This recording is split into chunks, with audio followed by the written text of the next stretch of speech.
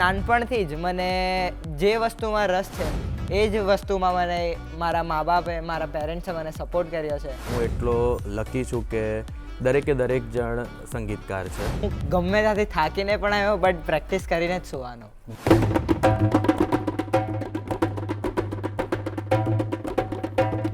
ગુરુમુખી જે વિદ્યા છે તે હંમેશા અલગ જ પ્રભાવ પાડતી હોય છે. હું હમણાં મુંબઈ હતો, માસ્ટર્સ કર્યું છે મ્યુઝિક પ્રોડક્શનમાં. તમે માસ્ટર્સ કર્યું? યસ. કરવા દે છે આ લોકો આટલી નાની ઉંમર? એ રંગ લો જામ્યો કાલિંદી ને ગાઠો ગાળા તારા, ઓરે ચબીલા તારા, ઓરે રંગીલા તારા, રંગ વેરો જુએ તારી વાટ રંગ લો. ગુડ મોર્નિંગ ગુજરાતમાં હાર્દિક સ્વાગત છે મિત્રો તમારું. સવારની શરૂઆત સંગીતથી થાય એ વાતમાં હવે તો આપણે બધા સેમ પેજ પર છીએ, એ જ વાત માનીએ છીએ. અને સંગીતમાં એવું જાદુ છે કે ભલે હું અત્યારે અહીંયા દૂરદર્શનના સ્ટુડિયોમાં છું, પણ જો એ પ્રકારના સુર ને એ પ્રકારનો રાગ હોય તો મને અહીંયા અને તમને ત્યાં એ વહેલી સવારની અનુભૂતિ થાય. જેમ કે એક આ ગીત, પૂરબ સે सूर उगा फैला उजियारा, जागे हर दिशा दिशा, जागा जग सारा, पूरब से सूर उगा फैला उजियारा. હવે રાગ છે ભાટિયાર.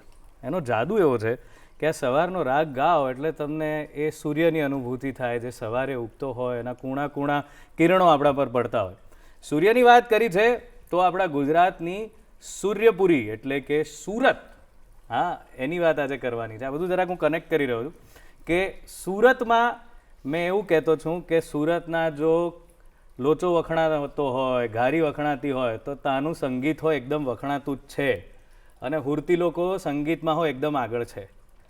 આ સુરતની વાત આજે કરવાની છે અને સંગીતનો જાદુ માણવાનો છે. હવે મેં ગાયું એમાં મજા પડી હશે, પણ જો ખાલી વાદ્યો હોય, શબ્દો ના હોય તો પણ માહોલ એવો જ રચાઈ શકે. જો તમારે એની ખાતરી કરવી હોય તો ચાલો એ જાદુને આપણે માણીએ.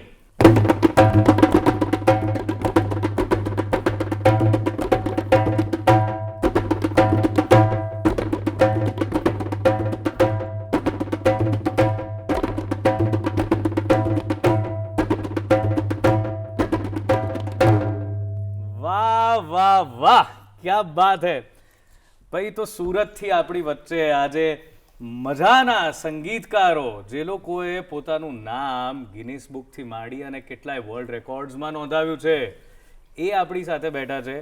હું આ ગુરુ શિષ્યની જોડી છે, શિષ્યથી શરૂઆત કરું છું. આમનું નામ છે સાહેબનું ભવ્યભાઈ, અને ભવ્ય પટેલ આશરે કેજીમાં હતા ત્યારથી સંગીતની ઉપાસના કરો છો, શીખવાનું શરૂ કર્યું છે. હવે આમની ઉપલબ્ધિઓ ગણાવું તમને તો ગિનિસ વર્લ્ડ રેકોર્ડ સુધી પહોંચવાનો એટેમ્પ્ટ કરી ચૂક્યા છે. 27 જેટલા, હમણાં ખબર પડી 30થી વધુ વાજિંત્રો વગાડે છે, રાઈટ.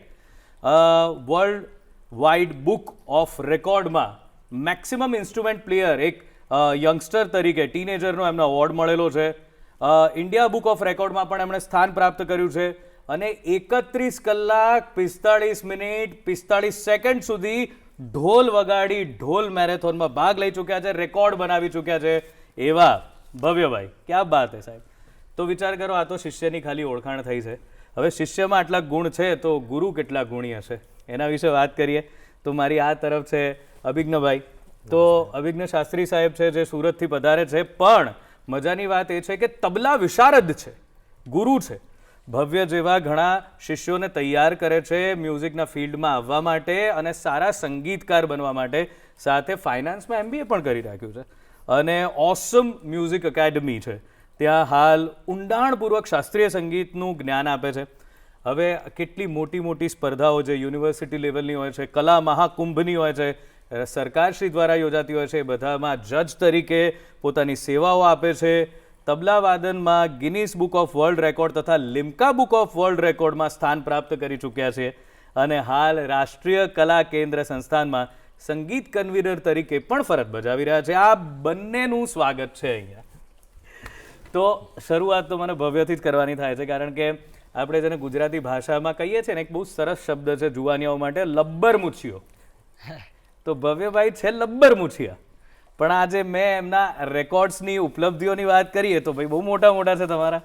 તો હવે આટલી નાની ઉંમરમાં આ કેજીમાં એવું તો શું થયું, કારણ કે બધાના ઘરમાં એવું હોય છે કે નાના છોકરા હોય એટલે પેલું ડુગડુગ્યું વગાડવા આપી દેતા હોય, નાનું ઢોલક વગાડવા આપી દેતા હોય, પણ એ ઢોલક આખી જિંદગી આપણી સાથે રહેશે, જીવનનો ભાગ બનશે, જીવવાનું કારણ બનશે, એવું ક્યારથી ખબર પડી? એ નાનપણની જર્ની કહો. નાનપણમાં લાઈક હું સિનિયર કેજીમાં હતો ત્યારે નોર્મલી બધા છોકરાઓ બેન્ચીસ ઉપર લાઈક વગાડતા હોય છે. સો મારા જે ટીચર હતા એમણે મારા મોમ ડેડને કીધું કે ભવ્યાને, એ લાઈક એક કમ્પ્લેન હતી કે ભવ્ય આખો ટાઈમ બેન્ચીસ પર તબલા પ્લે કરે છે. એન્ડ કમ્પ્લેનની સાથે સાથે મારા સ્કૂલના મ્યુઝિક ટીચરે પણ મોમ ડેડને કીધું કે હા, ભવ્યનો હાથ મ્યુઝિકમાં સારો છે અને ભવ્યને મ્યુઝિકમાં રસ છે. સો ત્યારથી જ મારા મોમ ડેડે મને સપોર્ટ કર્યો. પછી એમણે મને લાઈક હજુ કહેતા વાર હતી કે ભવ્યને મ્યુઝિકમાં ઇન્ટરેસ્ટ છે અને એને સપોર્ટ કરો, તો બીજા દિવસે મારા ઘરમાં ઇન્સ્ટ્રુમેન્ટ્સ આવી ગયેલા. સો એ રીતે મેં મારી મ્યુઝિક જર્નીની સ્ટાર્ટ કરી અને નાનપણથી જ મને જે વસ્તુમાં રસ છે એ જ વસ્તુમાં મને મારા મા બાપે, મારા પેરેન્ટ્સે મને સપોર્ટ કર્યો છે અને એટલે જ હું જે છું એ લાઈક હમણાં Guinness book of world record સુધી પહોંચ્યો છો. હવે મમ્મી પપ્પામાંથી કોઈ છે સંગીતમાં રસ ધરાવતું હોય? પરિવારમાં કોઈ નહીં? નહીં, કોઈ નથી. તો બહુ અભિનંદન આપવા જોઈએ તમારા માતા પિતાને કે આ જેને લોકો ઓડ લાઈન ગણે છે કે ભાઈ સંગીતમાં તો શું કરે છે, તો કોઈ કે હું સંગીત કરું છું, તો કે એમને જીવવા માટે શું કરે છે. એવી જ્યારે પરિસ્થિતિ હોય ત્યારે મા બાપે એમ પારખી લીધું અને તમને એ અવકાશ આપ્યો, એ બહુ સારી વાત છે. તો હવે ખાલી મને એમ કહો કે ગુરુજીને ક્યારે મળ્યા તમે, જેમની પાસેથી આજે તમે આ બધું જ્ઞાન મેળવ્યું છે? તો અભિજ્ઞભાઈ શાસ્ત્રીને કેવી રીતે મળવાનું થયું? હું નાનપણથી જ મારી મ્યુઝિકની જે જર્ની હતી તે નાનપણથી જ મેં તબલા અભિજ્ઞ સર પાસે કર્યા છે. અને હું જ્યારે એપ્રોક્સિમેટલી ફર્સ્ટ સેકન્ડમાં હતો ત્યારે સર પાસે આવ્યો. 6-7 વર્ષના હશો ત્યારે? યસ. ત્યારે સર પાસે આવ્યો હતો અને મેં ત્યારથી જ સર પાસે પ્રોપરલી તબલા, હિન્દુસ્તાની ક્લાસિકલ મ્યુઝિકમાં તબલાની તાલીમ લેવાની સ્ટાર્ટ કરી. અને હમણાં હું ઉપાંત્ય વિશારદની કોર્સ કરું છું. વાહ ભાઈ વાહ. એટલે જુઓ તમે, મજાની વાત એ છે કે આ જેન ઝી છે જે બોલે છે મારા મોમ એન્ડ ડેડ, મારા મોમ એન્ડ ડેડ, અને ઉપાંત્ય વિશારદ કરી રહ્યા છે. આ આપણી સંસ્કૃતિ છે કે ભલે ગમે તે રીતે આપણે થોડા કાળક્રમે બદલાતા રહેતા હોઈએ છીએ આપણા ભાષાની વાત, પણ જે સંસ્કૃતિનો તાંતણો છે ક્યારે તૂટતો નથી. ક્યાં વાત છે. અભિજ્ઞભાઈ તમારી પાસે આવું. હવે આ તો તમારા શિષ્યોમાંના એક શિષ્યનું ઉદાહરણ છે. એમની તો જર્ની ખબર પડી કે માતા પિતા, પણ તમારી જર્ની કેવી રહી? કારણ કે આ જે જનરેશન છે એમાં આવા ઓડ્સ જોવા મળે છે કે ઘણીવાર એવા નિર્ણયો મા બાપ લઈ લેતા હોય છે, પણ પહેલાના સમયમાં આવા નિર્ણયો લેવા કે આવું કરવું એના માટે વિચાર થતો હતો. તો આપને ક્યાંથી આ પ્રેરણા મળી કે સંગીતમાં આવવું છે? મારી પ્રેરણા મારા ઘરમાંથી જ મને મળી. મારા ફેમિલીમાં હું એટલો લકી છું કે દરેકે દરેક જણ સંગીતકાર છે. અને મારા જે મોટા દાદા, જે દાદાના દાદા કહી શકાય, તે સંગીતમાં એમણે ઊંડાણપૂર્વકનું નોલેજ લીધું. અને ત્યારબાદ મારા દાદાજીઓ દરેકે સંગીતમાં સિદ્ધિઓ હાંસલ કરી છે. મેં મારી તાલીમ લીધી મારા દાદાજી પાસે, પંડિત શ્રી જયંત કુમાર શાસ્ત્રી પાસે, જેઓ એક શાસ્ત્રીય ગાયનના કલાકાર હતા, સાથે તબલા પણ વગાડતા હતા સારા એવા. મારા બીજા કાકાજી જે શરદકુમાર શાસ્ત્રી, જે વાયોલિન અને સિતારના ઉચ્ચ કક્ષાના કલાકાર છે. અને ત્રીજા દાદાજી જે ઋષિકુમાર શાસ્ત્રી, જે એમણે પણ સંગીતમાં ઘણું ઊંડાણપૂર્વકનું નોલેજ લીધું છે. ઘણો એમાં શું કહી શકાય કે રિસર્ચ કર્યું છે, ઘણી બંદીશોની રચના કરી છે. અને ત્યારબાદ હું ચોથી પેઢી જે આમાં કન્ટિન્યુ કરું છું. એટલે મેં જે નાનપણથી જ ઘરમાં સંગીતનું માહોલ જ જોયું છે કે ઉઠો ત્યારથી સંગીત સાંભળો તો રાત્રે સુવાના સમય સુધી સંગીત જ ચાલતું હોય ઘરમાં, કશે ને કશે ચાલુ જ હોય. હવે થયું કેવું કે દાદાજીનું હતું ગાયનનો સબ્જેક્ટ અને મને ઇન્ટરેસ્ટ પડ્યો તબલામાં, એટલે દાદાએ કીધું તને જેમાં ઇન્ટરેસ્ટ પડે છે તે વસ્તુ તું કરી શકે છે, તને સિતાર ગમે તો સિતાર, તબલા ગમે તો તબલા. તો એ પ્રમાણે મેં તબલાની તાલીમ બાળપણથી જ ઘરમાં લેવાની શરૂ કરી અને વિશારદ ઉપાંત્ય વિશારદ સુધીનું દાદાજી પાસે તાલીમ મેળવી અને ત્યારબાદ કાકાશ્રી જે વશિષ્ઠ શાસ્ત્રીજી છે તેમની પાસે મેં વિશારદની ડિગ્રી લીધી છે. એટલે આ પ્રમાણે ઘરમાંથી જ મને માહોલ મળ્યો અને એમાંથી જ મને પ્રેરણા મળી કે આપણી પાસે ઘરમાં જ આટલો સંસ્કૃતિનો ભંડાર છે તો એ જ વસ્તુ આપણે આગળ ધપાવીએ. ક્યાં વાત. તમે તો આટલી પેઢીઓથી તમે સંગીતની ઉપાસના કરો છો, તો આમ જોવા જાઓ તો સામે એક લેમેન છે જે તમને જોઈ રહ્યા છે પોતાના ટીવી સેટ પર. હું એવું માનું છું કે દરેકના જીવનમાં સંગીતનું મહત્વ હશે. આપનું શું મંતવ્ય છે કે જે આપની જેમ સંગીતમાં રસ ધરાવે છે એ અથવા તો જે નથી પણ ધરાવતા, સંગીત કેવો ભાગ ભજવે કોઈના પણ જીવનમાં? કોરોનાની જે સિચ્યુએશન આવી ત્યારબાદ એકચ્યુઅલી એની વેલ્યુ સમજમાં આવી કે આપણે જે લાઈફમાં દોડતા રહીએ છીએ કોઈ પણ રીતે, લાઈક અર્નિંગ પર્પઝથી છે કે કંઈ પણ જે વર્ક પ્રેશર હોય છે, તો એના સ્ટ્રેસ દૂર કરવા માટે સ્ટ્રેસ રિલીફ તરીકે હેલ્થની રીતે તમે સંગીતનો ઉપયોગ કરી શકો છો. લાઈક મેન્ટલ સ્ટ્રેસ રિલીફ તરીકે પણ એનો ઉપયોગ કરી શકો છો, એક મ્યુઝિક થેરાપી તરીકે પણ એને યુઝ થઈ શકે છે. ભવ્યએ જ કોવિડમાં ઘણા એવા કાર્યક્રમ કર્યા છે કે જે એક મ્યુઝિક થેરાપીનો જેમ એણે ઉપયોગ કર્યો છે કે કોવિડ સેન્ટરમાં જઈને એણે પરફોર્મ કર્યું છે, જેથી લોકો જે એકલાપન હતું એ લોકોને એ દૂર કરી શક્યો અને એણે લોકોને એન્ટરટેન કર્યા, જે આખું એકદમ પ્રેરણાદાયક રહ્યું કે દરેકના જીવનમાં સંગીત કશેક ને કશેક થોડેક અંશે તો હોવું જ જોઈએ અને જે જરૂરી છે. જે બિલકુલ જરૂરી છે. હવે આપે MBA ફાઇનાન્સમાં કર્યું અને મ્યુઝિક, તો ક્યારે પછી એવું થયું કે મ્યુઝિક તો ઠીક છે હું મારા આનંદ માટે કરું છું પણ એને કરિયર બનાવું કે પછી મ્યુઝિકને કરીએ, એવો ક્યારે ડાયલેમામાં હતા એવા બે રસ્તાઓ કઈ બાજુ વળવું? યસ યસ, દરેકના જીવનમાં ઉતાર ચઢાવ હોય છે, તે રીતે મારા જીવનમાં પણ એક એવો સમય આવ્યો હતો કે ભણવાની લાઈનને કેરિયર કરું કે જે હોબી છે તેને હું કેરિયર બનાવું. એકચ્યુઅલી બાળપણથી જ હતું કે મને થોડોક ટીચિંગનો ઇન્ટરેસ્ટ છે, તો હું તબલા શીખવાડું કે એકેડમી શરૂ કરું એવું થોડોક નાનપણથી હતું. બટ જેવું તમે શરૂઆતમાં કીધું કે લોકો આને સાઈડમાં લે છે કે મ્યુઝિક કરે છે પણ જીવન માટે શું કરે છે, તો એ પ્રશ્ન સેમ મારા ઘરે પણ હતો. મારા પેરેન્ટ્સને પણ હતું કે એકલું સંગીતથી તો જીવન કેમનું ચાલશે, એટલે થોડુંક થયું કે ચલો આપણે એટલે BCom કર્યું, ત્યારબાદ ક્લાસ ચાલુ કર્યા. પછી થોડુંક થયું કે ના, આપણે થોડુંક બીજું ભણવું પણ જોઈએ અને જરૂરી પણ છે, તો એ હિસાબે MBAમાં એડમિશન લીધું અને ફાઇનાન્સ કર્યું. તો એ ફાયદાકારક નીવડ્યું, બટ મેં એનો ઉપયોગ એ જે સ્કિલ મને ત્યાં મળી તે ક્લાસમાં થોડી એને કન્વર્ટ કરી અને બંને વસ્તુ જે પેરેલલ છે તેને રિલેટેડ અત્યારે હું મારા વર્ગો સારી રીતે ચલાવી શકું છું. અને ક્લાસનું નામ જે ઓસમ મ્યુઝિક એકેડમી રાખ્યું છે એ એકચ્યુઅલીમાં જે મોટા દાદાજી જે પંડિત મહાદેવ શર્મા શાસ્ત્રીજી છે તેમણે સ્થાપેલું હતું ઓમ શ્રી સંગીત ઉપાસના મંદિર, જે 1927માં યસ સુરતમાં. અને એમાં ફક્ત ને ફક્ત શાસ્ત્રીય સંગીતની જે પ્રોપર ટ્રેનિંગ કહેવાય તે આપવામાં આવતી હતી. હવે મેં વર્ગો શરૂ કર્યા અને એ જે થયા તે મારે બધું જ કરાવવું પડે કારણ કે અર્નિંગ પર્પઝથી અને એ રીતે છે, તો એટલે મને મારા દાદાજીએ ના પાડી કે આ બેનરની હેઠળ તું શાસ્ત્રીય સંગીત સિવાય બીજું નહીં ચલાવી શકે. એટલે એક શોર્ટ અમે લોકોએ વિચાર્યું કે ઓમ પરથી ઓ લીધો, શ્રી પરથી S, એ રીતે ઓમ શ્રી સંગીત ઉપાસના મંદિર, એના પરથી અમે ઓસમ મ્યુઝિક એકેડમી કર્યું. અને આ રીતે 2014થી અમે લોકો 2016થી અમે લોકો ક્લાસ ચલાવીએ છીએ. ક્યાં વાત છે સર, બહુ આનંદની વાત છે.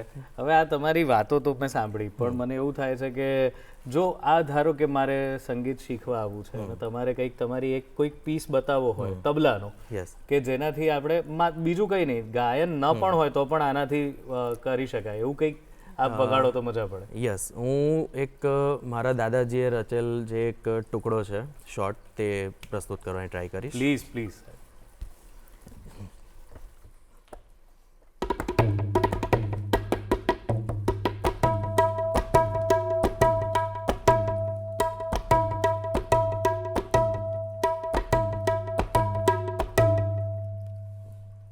વાહ, ઓકે.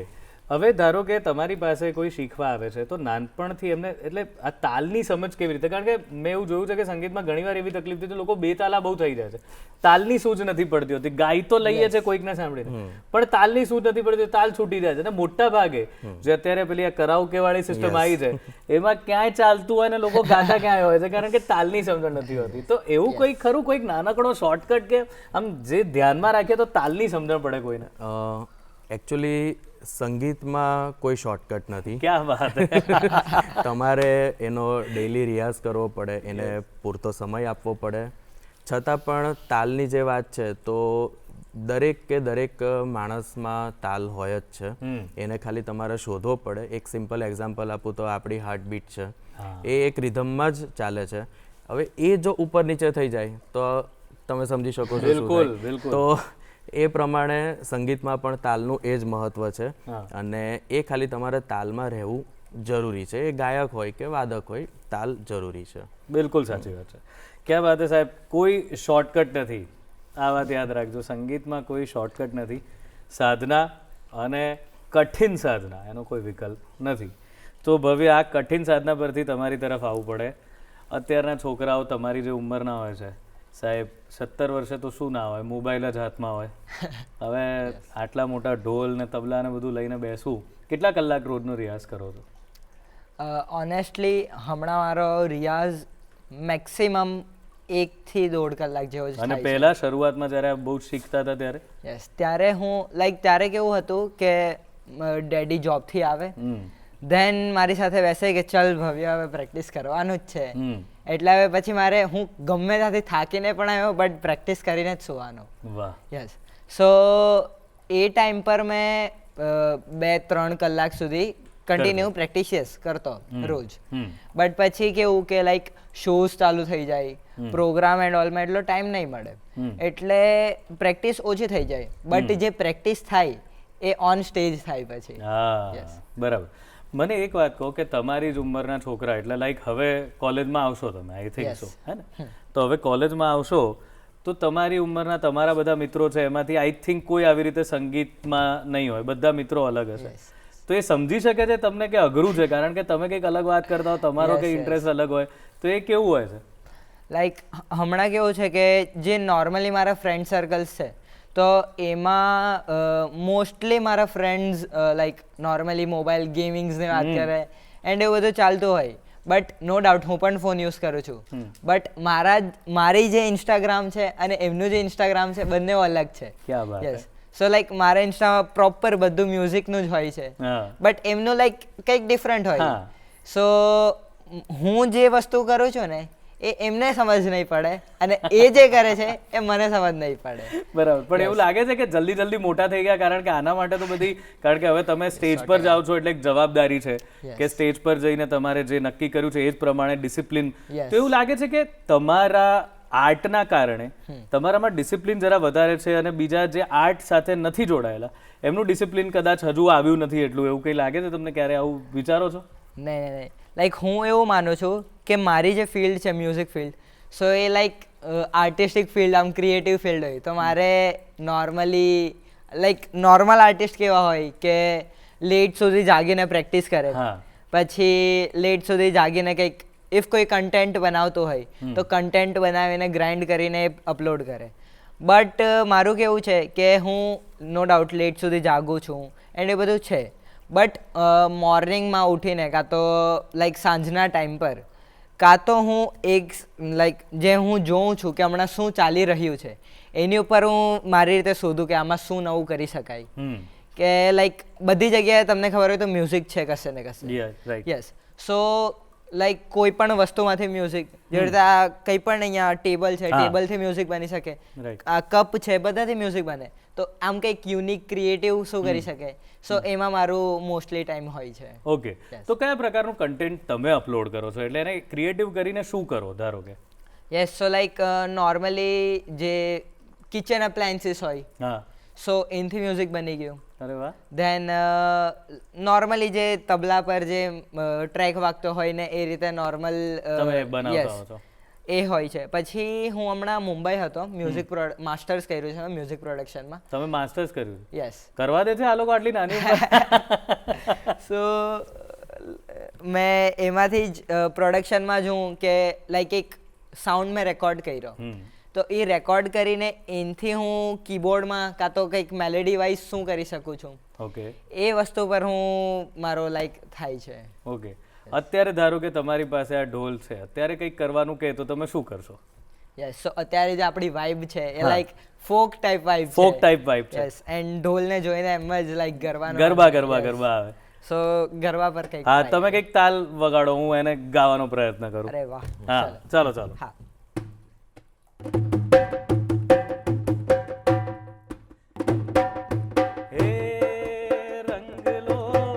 જામ્યો કાલિંદી ને ઘાટો ગાળા તારા, ઓરે ચબીલા તારા, ઓરે રંગીલા તારા, રંગ વેરો જુએ તારી વાટ રંગલો.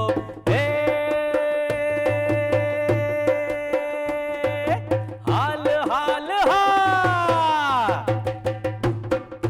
હાલ હાલ હાલ વહી જાય રાત વાત મને, માથે પડશે રે પરવા છો ગાળા તારા, ઓરે ચબીલા તારા, ઓરે રંગીલા તારા, રંગ વેરો જુએ તારી એ વાટ રંગલો. હા, ક્યા બાત હે ભાઈ, ક્યા બાત હે. જો તો ભવ્ય, આ તો મજા છે કે તમે આ ઉંમરે જ તમારી કલાને, તમને જે આવડે છે ને બહુ સિરિયસલી લઈ રહ્યા છો. મેં જોયું તમે અલગ અલગ, એટલે તમે મ્યુઝિક કમ્પોઝિંગની વાત કરી, એવી અલગ અલગ તમે શોર્ટ ટર્મ કોર્સિસ પણ આઈ થિંક કર્યા છે કે જેના ઘણા બધા ઉલ્લેખ છે, તો એ શીખતા રહેતા હો છો. તો વોટ ઇન્સ્પાયર્સ યુ? તમને એવું શું છે કે તમને એ કહે છે, તમારો ગોલ શું છે કે તમારે ક્યાં જવું છે? લાઈક તમને ખબર હોય તો AR રહેમાન કરીને છે, સો લાઈક એક ગમે ત્યાં મ્યુઝિક શોધી લે છે. બિલકુલ. સો બસ લાઈક મારે એમના જેવું થોડુંક થવું છે કે લાઈક બધી જગ્યાએ હું મ્યુઝિક એક્સપ્લોર કરી શકું, અને બધી જગ્યાએ મ્યુઝિક છે હું એવું માનું છું. તો જે એ કરે છે, તમને ચાર્લી પુથ ખબર હોય તો ચાર્લી પુથ હવાનો જે સાઉન્ડ છે એની પરથી આખું એમણે સોંગ બનાવ્યું છે. યસ. તો એ ટાઈપથી કંઈક યુનિક, કંઈક ક્રિએટિવ કરીને હું એમાંથી મ્યુઝિક બનાવું. તો એ લાઈક એ મારો ગોલ છે કે હા, મારે એમના જેવું થોડુંક થવું છે, અને આ રીતે મને ઇન્સ્પિરેશન આપે છે. ક્યા બાત હે. તો દોસ્તો, વાત ચાલી રહી છે અભિજ્ઞભાઈ સાથે અને ભવ્ય સાથે.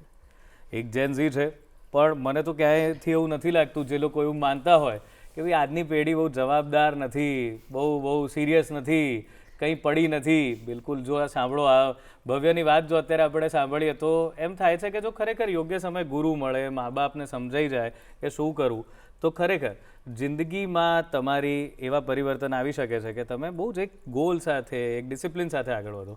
મજાની વાતો કરવાની છે, અને હજુ આમના તાલના આપણે જે માણવાના છે એ બધા જે દોર બાકી જ છે એને માણીશું, પણ આ વિરામ બાદ.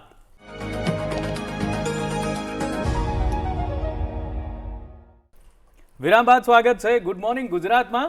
અને મને જે તાલની મજા છે, તાલનું તાન જે ચડ્યું છે, તમને પણ ચડ્યું જ હશે, કારણ કે અત્યારે આપણી સાથે અભિજ્ઞ શાસ્ત્રી સાહેબ અને ભવ્ય પટેલ બંને બેઠા છે, અને બંને એટલી રસપ્રદ વાતોય કરી રહ્યા છે અને એમના સંગીતથી આપણને ડોલાવી પણ રહ્યા છે. તો ભવ્ય પાસેથી તો ઘણી બધી વાતો જાણી. અભિજ્ઞભાઈ, હવે આપની પાસેથી જાણવું છે કે આજે આપ જે આ એકેડમી ચલાવો છો, સ્ટુડન્ટ્સ બધા આવે છે, મા બાપના અને સ્ટુડન્ટ્સ, આપ તો લગભગ કેટલાય વર્ષોથી સંકળાયેલા છો, એટલીસ્ટ 2016થી આ એકેડમી ચલાવો છો આપ, અને એની પહેલાં આપે પણ પોતે સંગીતનો માહોલ જોયો વિદ્યાર્થી તરીકે.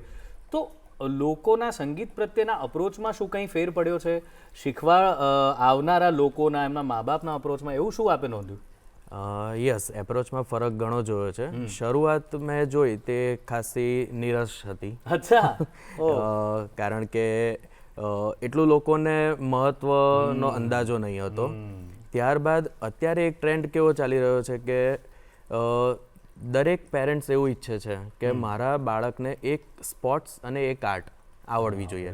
પહેલાંનો સમય કેવો હતો કે લોકો એટલે પેરેન્ટ્સ કે એજ્યુકેશન જ મહત્ત્વ આપતા હતા. અત્યારે કેવું છે કે એજ્યુકેશન તો છે, સાથે સાથે મ્યુઝિક અને સ્પોર્ટ્સને પણ મહત્ત્વ આપે છે. તો એ એક ચેન્જ આવ્યો છે.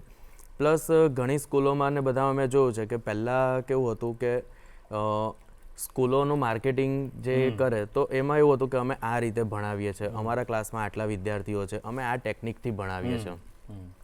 અત્યારે અમે લોકોએ ઘણી સ્કૂલોની વિઝિટ કરી તો ત્યાં જ્યારે આપણે રિસેપ્શન એરિયામાં થોડો વેઇટિંગ એરિયા જેવું હોય તેમાં બેસીએ તો એક અમે એવું નોટિસ કર્યું કે એ વસ્તુનું વિશે કોઈ વાત જ નથી કરતું. ત્યાં જે સાઇટ પર ટીવી અને જે ચાલે છે તેમાં અમારે ત્યાં મ્યુઝિક શીખવાડીએ છીએ, અમે આ રીતે એન્યુઅલ ફંક્શન કરીએ છીએ, અમે આ રીતે સ્પોર્ટ્સ ડે સેલિબ્રેટ કરીએ છીએ.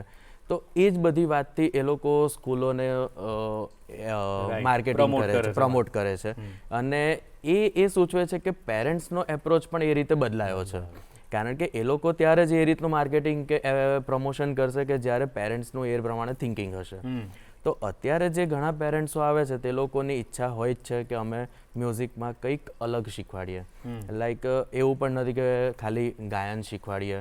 ઘણી ઇન્ક્વાયરીઓ આવે છે કે સિતાર, પછી વીણા છે, આવા બધા જે યુનિક છે, જલ તરંગ છે, આ બધા ઇન્સ્ટ્રુમેન્ટ માટે પણ ડિમાન્ડ કરે છે. અને આ બધાનો એક ફાયદો એ પણ છે કે ઇન્સ્ટાગ્રામ રીલ્સ ને બધું જે છે તેમાં લોકો જે પોપ્યુલર થાય છે કે એમાં એટલે ઘણીવાર એવું નથી કે સોશિયલ મીડિયા નેગેટિવ જ છે. બિલકુલ. જો એનો ઉપયોગ પોઝિટિવ વેમાં થઈ શકે તો એમાં ઘણું બધું છે.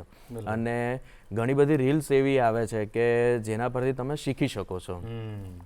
લાઈક અમારી ગઈકાલે જ વાત થઈ કે હું જે શીખ્યો છું તે ગુરુ શિષ્ય પરંપરા પ્રમાણે તો ડાયરેક્ટ ગુરુના મુખેથી શીખ્યો છું. Oral tradition. Oral, yes.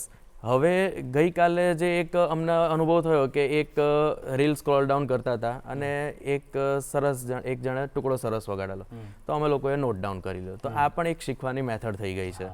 એટલે એક સરસ ચેન્જ આવી રહ્યો છે. અને સૌથી સારું છે કે લોકોનું માન્યતા મ્યુઝિક માટે બદલાઈ રહી છે કે એવું નથી કે મ્યુઝિકમાં કેરિયર નથી, અર્નિંગ નથી, લાઈફ નથી, એક સાઈડની વસ્તુ છે તેવું નથી. એ તમે એને જો પ્રોપર વેમાં તમે એની ટ્રેનિંગ લો, એના પર રિયાઝ કરો અને એને જો મહત્ત્વ આપો તો તમે એમાં કરી જ શકો છો કંઈ પણ. બિલકુલ, બહુ જ સરસ વાત કરી તમે કે હવે જ્ઞાન એ માત્ર તમે બેસો ગુરુ પાસે અને વર્ષો સુધી પહેલા તો સેવા પણ કરતા, ગુરુના તબલાની પેટી ઉપાડીને જવી, હાર્મોનિયમની પેટી ઉપાડીને જવી, દરેક જગ્યાએ ખાલી મૂકી બાજુમાં બેસવું, એ નિયમો હતા, એ કરે એને જ ગુરુ શીખવાડતા કે આગળ વધી શકતા. હવે તમે કીધું કે હવે કોઈના પર કોઈનો ઇજારો જ નથી રહ્યો, તમારી ફિંગર ટીપ પર હવે જ્ઞાન મળી જાય છે. ત્યારે સાથે અઘરું એ પણ છે કે એ ડિસિપ્લિન, એ ગંભીરતા સમજાવવી અને એની સાથે સાથે એ આદર ભાવ, એ નમ્રતા આવવી, એ પણ એક અઘરું થઈ જાય છે. અઘરું છે. એ વસ્તુ એક્ઝેક્ટલી મને મારા માતા પિતા તરફથી શીખવા મળી કે એઆઈ છે કે રીલ્સ છે કે કંઈ પણ ઓનલાઈન બધું મળી શકશે, બરાબર, પણ એ જે એનો નિકાસ કઈ રીતે કરવો તે મને મારા પપ્પા અને મમ્મી કાયમ જ કહેતા હતા કે એ તારે શીખવાડવી જ પડશે. એટલે ઘણીવાર આપણને કેવું થાય કે આ બધી વસ્તુ ઓનલાઈન ટુકડા ને બધું મળી જ જાય છે તો હવે શીખશે કઈ રીતે, હવે આપણી શું જરૂર છે? તો એ વસ્તુ નથી. એ જે ગુરુમુખી જે વિદ્યા છે તે હંમેશા અલગ જ પ્રભાવ પાડતી હોય છે. એટલે એટલે જ્યારે આ બધું અમુક પપ્પા જોડે પણ હમણાં તો ઘણું કેવું છે કે ફ્રેન્ડલી ટાઈપના ટર્મ્સ હોય છે. મારા ને ભવ્ય વચ્ચે પણ ફ્રેન્ડલી ટર્મ્સ જ છે. એટલે એવું નથી કે ગુરુ શિષ્ય જેવું, અમે લોકો આરામથી ઇઝીલી વાત કરી શકીએ છીએ. ક્લાસમાં બી ઘણા વિદ્યાર્થીઓ જોડે તો અમે બેઠેલા હતા, હું, મમ્મી, પપ્પા બધા. તો જરાક થયું કે બધું જ હવે ઓનલાઈન મળે છે. ઘણા તો ભવ્ય પાસેથી તો એવું શીખવા બી મળ્યું કે ઘણા રિપોર્ટ્સ ને બધું બી હોય તે બી આપણે જેમિનીને કહી દઈએ તો એ બનાવીને આપી દે છે. તો મેં કીધું હવે ભવિષ્યમાં તબલા વગાડીને પણ નહીં આપી દે તો સારું. એટલે બટ એમનું કહેવું એ જ હતું કે નહીં, એ ગુરુમુખી માર્ગદર્શન, બીજું કંઈ નથી પોસિબલ. ખરું ઘડતર ત્યાંથી જ થાય. ઠીક છે, હવે આ તો વાત થઈ ગઈ ગુરુ શિષ્ય. તમે કીધું ભાઈ ફ્રેન્ડલી ટર્મ્સ છે, તો બંને, મને તો આ ક્યારની લાલચ એ છે કે બંનેના પ્રકાર બહુ જ અલગ છે બંને વાદ્યોના. એક લોકવાદ્ય છે અને એક શાસ્ત્રીય છે. જો આ બંનેની જુગલબંધી થાય તો કેવું થાય એ જરા જોવાની અમને બધાને ઈચ્છા છે. તો જો એ આપ પ્રસ્તુત કરો તો મજા પડી જાય. યસ, અમે ટ્રાય કરીશું કે તબલાના ટુકડા એ ઢોલ પર પણ વગાડે છે, તો એ થોડીક પ્રસ્તુતિ કરીએ. બિલકુલ બિલકુલ.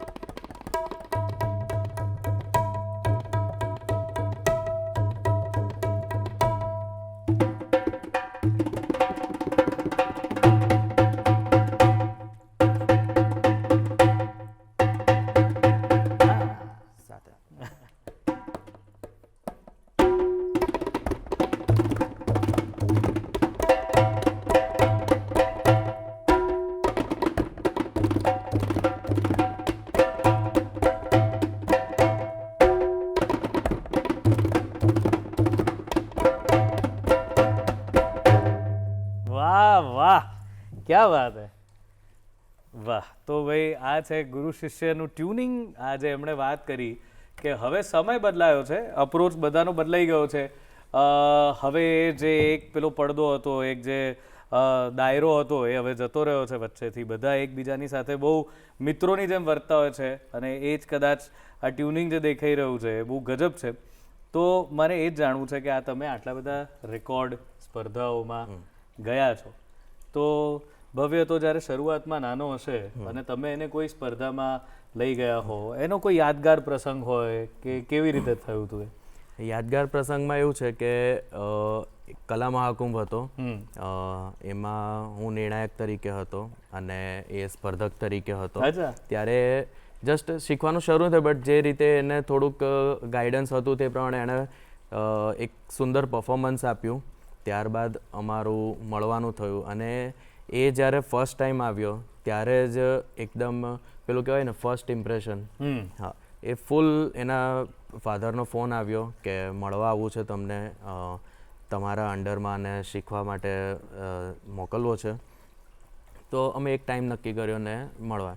તો એ જે એનામાં જે એન્ટ્રી પડી એની, કે લાઈક કોઈક નાનો છોકરો કુર્તો પહેરીને આવે, એ મારા મગજમાં હજુ પણ એ ભવ્ય છપાયેલો છે. કારણ કે કોઈ જે પહેલી વાર મળવા આવે તો નોર્મલી નાના છોકરા હોય તો ચડ્ડી જર્સી પહેરીને આવતા હોય છે. આ ફૂલ તૈયાર થઈને આવેલો કે મારે તબલા શીખવાના જ છે અને હું કંઈક વગાડીને બતાવીશ. તો એ જ્યારે પહેલી વાર મળવા આવ્યો ત્યારે જ એનું હતું કે મારે કંઈક વગાડીને બતાવવું છે, મારો ગોલ ઉસ્તાદ ઝાકિર હુસૈન બનવાનો છે.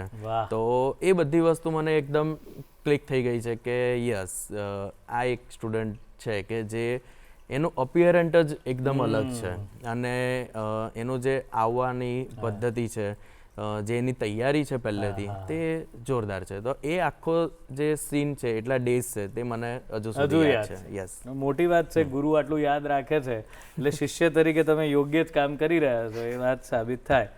તમે પહેલી વાર કોઈ સ્પર્ધામાં, એટલે આવી મોટા પ્રકારની સ્પર્ધામાં ગયા બહુ તૈયારી કરીને, અથવા તો કોઈ પહેલો રેકોર્ડ કયો અટેમ્પ્ટ કરેલો? પહેલો રેકોર્ડ મારો મેં ગયા વર્ષે કર્યો. એ છે વર્લ્ડ વાઇડ બુક ઓફ રેકોર્ડ્સમાં maximum instrument played by a teenager. ઓ, એટલે કેટલા? ત્યારે 27. 27. નામ બોલો તો જરા 27 ના કયા કયા વગાડો? તબલા, કોંગો, બોંગો, ડ્રમ્સ, ઓક્ટોપેડ, પછી મૃદંગ, પખાવજ, પછી હેન્ડસોનિક, દેન આવા ઘણા બધા ઇન્સ્ટ્રુમેન્ટ્સ છે. વાહ. તો આ બધી વસ્તુ, જેમ કે શું આ બધું સરળ છે કે એક વસ્તુ આવડે તો બધું આવડે, કે એની પાછળ અલગ અલગ મહેનત કરવી પડે છે આ બધાની પાછળ? સો લાઈક કેવું, બધા ઇન્સ્ટ્રુમેન્ટની પ્લેઇંગ ટેકનિક્સ અલગ છે, બટ આપણે કહેવાય ને કે તબલા જે છે એ બધા ઇન્સ્ટ્રુમેન્ટનો ગોડફાધર છે. સો લાઈક ઇફ તબલા આવડે તો લાઈક મોટા ભાગના પરકશન ઇન્સ્ટ્રુમેન્ટ આપને ખબર પડી જાય છે. બટ તો પણ બધાની થોડી થોડી અલગ પ્લેઇંગ ટેકનિક્સ હોય છે કે લાઈક તબલા પર ક્લાસિકલ વાગે છે બટ કોઈ બીજું ઇન્સ્ટ્રુમેન્ટ એવું હોય જેની પર ક્લાસિકલ એટલું શૂટ નહીં થતું હોય, જેમ કે બોંગો. યસ, હા. સો એમાં લેટિન ને એવું બધું વાગે. સો એનું થોડુંક ટેકનિક્સ ને બધું અલગ હોય છે. એ મેં જાતે જાતે થોડું યુટ્યુબ પર કે ઓનલાઈન ઇન્ટરનેટ પર જોઈને એ થોડું થોડું મેં શીખ્યું છે. ઓકે, તો એ કેવો માહોલ હતો? કારણ કે આ 27 ઇન્સ્ટ્રુમેન્ટ્સ તમે એ કર્યા હોય, આ રેકોર્ડ માટે અટેમ્પ્ટ કરી રહ્યા હોય, તો શું એ ઘડી કેવી હતી, ફીલ કેવી હતી, શું તૈયારીઓ હતી? સો લાઈક એમાં કેવું હતું કે મેં એમને ત્યાંથી ગાઈડલાઇન્સ આવી કે હા ભાઈ તમે આ રેકોર્ડ કરી શકો છો અને તમારી પાસે જેટલા ઇન્સ્ટ્રુમેન્ટ્સ હોય અને જેટલા તમે પ્લે કરતા હોવ એનો મને વિડીયોઝ અલગ સેપરેટલી બધાના એવિડન્સ મોકલી આપો. સો મારી પાસે વિડીયોઝ લાઈક હતા, હું બહુ બધા ઇન્સ્ટ્રુમેન્ટ પ્લે કરું છું બટ વિડીયોઝ બધા હું નાનો હોઉં ને હતા. પછી અમુક ઇન્સ્ટ્રુમેન્ટ્સના વિડીયો મારી પાસે નહીં હતા, હું પ્લે કરું છું બટ વિડીયોઝ નથી. યસ. સો એ બધું થયું હતું. તો એ ટાઈમ પર હું મુંબઈ રહેતો હતો, ત્યારે હું મ્યુઝિક પ્રોડક્શનની ડિગ્રી કરતો હતો. તો રાત્રે 12 વાગે મેં ફ્રેન્ડને કોલ કર્યો કે લાઈક બ્રો આવું બધું છે એન્ડ મારે રેકોર્ડમાં એવિડન્સ આપવાના છે, તો મારે તારા ઇન્સ્ટ્રુમેન્ટ્સનું કામ છે. કારણ કે મારા મોસ્ટલી ઇન્સ્ટ્રુમેન્ટ્સ બધા સુરતમાં હતા અને હું હતો મુંબઈ. સો મેં એને કીધું કે આવું છે. તો અડધી રાત્રે લાઈક 1 વાગ્યા આસપાસ હું એના ઘરે ગયો. ત્યાં મેં બધા ઇન્સ્ટ્રુમેન્ટ્સના વિડીયો અલગ અલગ સેપરેટ શૂટ કર્યા. ધેન પછી મેં ત્યાં એને મોકલા કે ભાઈ આ છે મારું. યસ. સો મારું એક આખી રાત એમાં ગઈ હતી વિડીયોઝ એન્ડ ઓલમાં. પછી ઇન્સ્ટ્રુમેન્ટ્સ, અમુક ઇન્સ્ટ્રુમેન્ટ કે હું પ્લે કરું છું બટ એની પાસે પણ નથી અને મારા ઇન્સ્ટ્રુમેન્ટ્સ અહીંયા સુરત છે. તો બીજા ત્યાં મારા ઘણા બધા ફ્રેન્ડ મ્યુચ્યુઅલ્સ અરેન્જ કરીને લાવ્યા અને બહુ બધા મારા ફ્રેન્ડ્સનો ત્યારે ફૂલ સપોર્ટ કે ભાઈ તને રેકોર્ડ મળે છે તો એવું માનવાનું કે મારો જ રેકોર્ડ છે અને અમે એ રીતે જ કામ કરશું તારી પાછળ. એટલે એમનો પણ ફૂલ સપોર્ટ હતો કે હા ભવ્ય તું કર, અમે તારી પાછળ ઊભા છીએ. વાહ. આ તમે કહો છો કે મ્યુઝિક પ્રોડક્શનની ડિગ્રી, તો પેલું જે રૂટીન જે બધા છોકરાઓ ભણતા હોય છે 10મું 11મું 12મું, તો એ પતી ગયું છે તમારે? નહીં, અત્યારે હું 12th કરું છું. યસ. અને એની જોડે આ કરો છો? યસ, એની સાથે. એ મેનેજ થઈ જાય છે? હા, મેનેજ થાય. એકચ્યુઅલી એમાં હું એક્સટર્નલ કરું છું. સો એક્સટર્નલ સ્ટડીઝમાં મારો લાઈક મેઇન રીઝન જ આ છે એક્સટર્નલમાં જવાનો કે મારો મેઇન ફોકસ મ્યુઝિક છે. સો ભણવાનું તો ઇમ્પોર્ટન્ટ છે, એ પણ હું કરું છું બટ લાઈક મારે મેઇનલી કામ મ્યુઝિક પર કરવાનું છે. વેરી ગુડ, ક્યાં વાત હે. અને સાહેબ આપને જે આપના જે રેકોર્ડ્સ છે તો એની આપની જે ઉપલબ્ધિ છે એ કેવી રીતે છે? આપે કેવી રીતે રેકોર્ડ અચીવ કર્યો? અમદાવાદમાં અહીંયા જ એક ઇવેન્ટ થઈ હતી કે જેમાં 315 તબલાવાદક ભેગા થયા હતા. એક સાથે લગભગ 90 મિનિટ્સ અમે લોકોએ ક્લાસિકલ તબલાવાદન, જે શાસ્ત્ર પ્રમાણેનું તબલામાં જે વાદન કહેવાય, તે બધાએ એક સાથે પ્લે કરેલું, પરફોર્મ કરેલું હતું. અને એમાં આ Guinness book of world record અને Limca book of world record હાંસલ થયો હતો. તો એ ઘણા સમયની પ્રેક્ટિસ હતી બધાની અને ગુરુજીઓ ઘણા બધા હાજર હતા, જેના કારણે આ વસ્તુ પોસિબલ થઈ છે. વાહ. અને ભવ્ય, મને એમ કહો કે આ જે તમે પેલું આમ ઢોલ મેરેથોન વાળો, એ અનુભવ કેવો રહ્યો? આટલા કલાક કઈ રીતે સળંગ વગાડી શકે? યસ. સો મેં 18 જુલાઈ 2025 ઢોલ મેરેથોન સ્ટાર્ટ કરેલું એન્ડ 19 જુલાઈના સાંજે મારું ખતમ થયેલું. આટલા બધા કલાક? યસ, એટલા કલાક મેં કન્ટિન્યુ ઢોલ પ્લે કરેલું. સો એમાં મારું મેઇન પોટેન્શિયલ એ જ હતું કે મારે આપણા ગુજરાતના કચ્છી ઢોલને રિપ્રેઝેન્ટ કરવું છે એન્ડ મારે બધાને બતાવવું છે કે હા ભાઈ આ અમારા ગુજરાતનું કચ્છી ઢોલ છે. સો એ મેં ત્યાં એમને કીધું કે હા ભાઈ મારે વર્લ્ડ રેકોર્ડ કરવો છે. ત્યાંથી મને તરત ગાઈડલાઇન્સ આવી. મેં લાઈક મસ્તીમાં જ કરેલું કે હા ભાઈ લાઈક હા લાગી જાય તો ઠીક. તો મેં એમ જ લાઈક ફોર્મ ભરી દીધું and Guinness book of world રેકોર્ડમાં અપ્લાય કરી દીધું. એન્ડ બીજા જ દિવસે ઈમેલ ઉપર મારા પર ગાઈડલાઇન્સ આવી ગઈ કે હા ભાઈ તમારા પાસે આટલો સમય છે. એન્ડ સમય એ લોકોએ અમને આપેલો હતો 4 દિવસનો. તો 4 દિવસમાં મારે વેન્યુ શોધવાનું, પછી બધા વિટનેસ શોધવાના, ગેસ્ટ બધા આવે એનું બધું કરવાનું. એન્ડ આ બધા વસ્તુમાં મને પ્રેક્ટિસનો ટાઈમ નહીં મળે. એટલે લાઈક આ મેં 31 hours જે પ્લે કર્યા એમાં એની પાછળ મારી 1 કલાકની પણ પ્રેક્ટિસ નથી. યસ. સો લાઈક એક વખત નક્કી કર્યું કે હા ભાઈ હવે કરવું છે એન્ડ વિચારીને બેસી ગયો. સો મેં સવારે 8 વાગે સ્ટાર્ટ કરેલું. તો વગાડતા ધીમે ધીમે લાઈક સ્ટાર્ટિંગમાં મને બોર થતું હતું કારણ કે એટલી અર્લી મોર્નિંગ કોઈ આવે નહીં. સો અમે ઘરના લોકો હતા. ધેન જે વેન્યુ હતું એના ઓનર્સ એન્ડ ઓલ હતા, વિટનેસ હતા. તો મેં ચાલુ કર્યું તો ત્યારે લાઈક આખો રૂમ સાયલેન્ટ, હું એકલો જ વગાડું છું, બધા મને જ જોઈ છે. તો સ્ટાર્ટિંગમાં લાગ્યું કે ભાઈ આ તો અઘરું છે. પછી ધીમે ધીમે મને એવું લાગ્યું કે હા ભાઈ હવે આ હોલ જે છે એ ભરાવા માંડે છે પબ્લિકથી. પછી એવો ભરાઈ ગયો હોલ કે ત્યાં લાઈક પગ મૂકવાની જગ્યા નહીં. સો લાઈક મીડિયાઝ આવી ગઈ બધી. સો એ લોકોએ કીધું કે હા ભાઈ સુરતનો આ છોકરો એક વર્લ્ડ રેકોર્ડ અટેમ્પ્ટ કરે છે. સો એ જોઈને બહારથી બધું ઓડિયન્સ કે હા ભાઈ કોણ છે જોવા માટે. સો ત્યાં એટલી બધી ભીડ થઈ ગઈ એન્ડ બધાને અમારે લાઈક શાંત કરવા પડે કે હા ભાઈ મૂળ કાર્યક્રમ આ છે. યસ, મૂળ કાર્યક્રમ વગાડી રહ્યો છે તેને પણ સાંભળો. સો એ રીતે થતું હતું. પછી આ બધું થયું ને એટલે મને થોડુંક થયું કે હા ભાઈ હવે ઈઝી છે, હવે કરી લઈશ, વાંધો નહીં આવે. અને એમાં એક ટાઈમ પર કેવું થતું હતું કે લોકોને એવું લાગે કે ભાઈ આનું તો ઊંઘ કઈ રીતે મળી હશે, આને આરામ કઈ રીતે મળ્યો હશે. સો લાઈક હું વગાડતા એટલો લાઈક આની અંદર જ હતો કે મારી આંખ બંધ થઈ જાય, હું ઊંઘમાં જતો રહું, બસ હાથ ચાલતા હોય.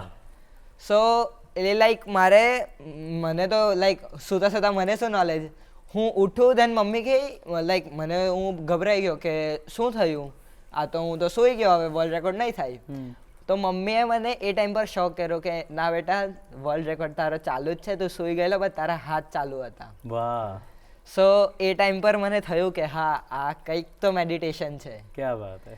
સો એ રીતે મેં ધીમે કરીને, અને મારે એવું હતું કે 1 કલાકમાં 5 મિનિટનો બ્રેક.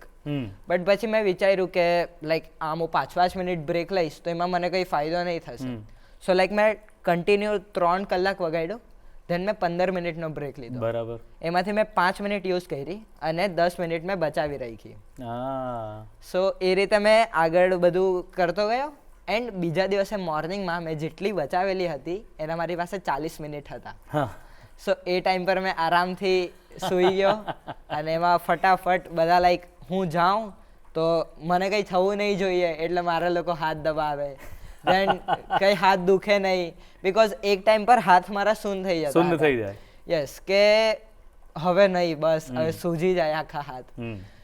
તો એટલે જ બધા આવે ઠંડા પાણીમાં હાથ નાખવાનો ને એ બધું ચાલતું હતું. એટલે મોર્નિંગ ટાઈમ પર મેં એક મસ્ત પાવર નેપ લઈ લીધો, એટલે ફૂલ એનર્જી આવી ગઈ. અને જે ટાઈમ પર મેં સ્ટાર્ટ કરેલું હતું એ જ ટાઈમ પર હું સૂઈને ઉઠ્યો એન્ડ ડબલ એનર્જીથી વર્લ્ડ રેકોર્ડ તૂટી ગયો. ક્યા બાત હે, કોંગ્રેચ્યુલેશન્સ. આ સાંભળીને જ અમને બહુ આનંદ થાય છે, તો તમને ત્યાં કરવામાં તો કેટલી મજા પડી હશે. સો રિયલી પ્રાઉડ ઓફ યુ. બસ એક છેલ્લો સવાલ બંને જણને છે. એક જનરેશન આપે જેમ કીધું કે મને હવે એવું છે કે ભાઈ આ ત્યાંથી તબલાનું તો બનાવીને નહીં મોકલી દે, અને એક એવી જનરેશન છે જે શીખી રહી છે કે આ બધું બનાવવું કેવી રીતે.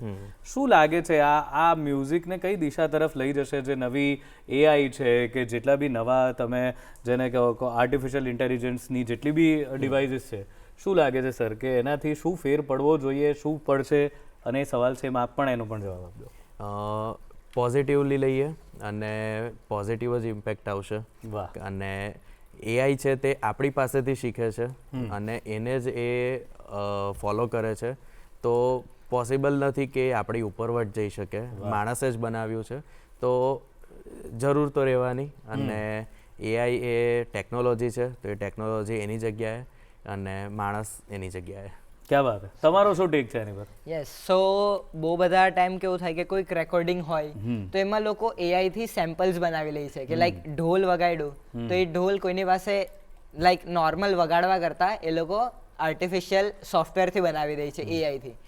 સો લાઈક આપણે કમ્પેર કરીએ ને તો ઓથેન્ટિક જે આપણે રેકોર્ડ કર્યો હોય, આપણા હાથથી વગાડ્યો હોય, એનો ટોન એન્ડ એઆઈ નો ટોન બંને બહુ ડિફરન્ટ છે.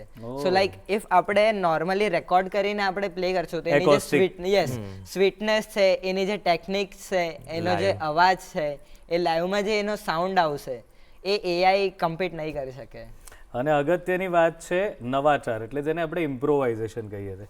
કોઈ પણ કલામાં તમને મજા ત્યારે આવે, ઝાકીર હુસેન સાહેબ વગાડવા બેઠા હોય પણ એ જ્યારે કંઈક ઇમ્પ્રોવાઇઝ કરે, બિરજુ મહારાજ કંઈક ઇમ્પ્રોવાઇઝ કરે ત્યારે ઓડિયન્સ વાહ વાહ કરી બેસે છે. હવે એ જે ઇમ્પ્રોવાઇઝેશન છે એ માણસ સિવાય કોઈ કરી શકતું નથી, કારણ કે પેલું તો જેટલું કરવાનું છે એટલું જ કરે.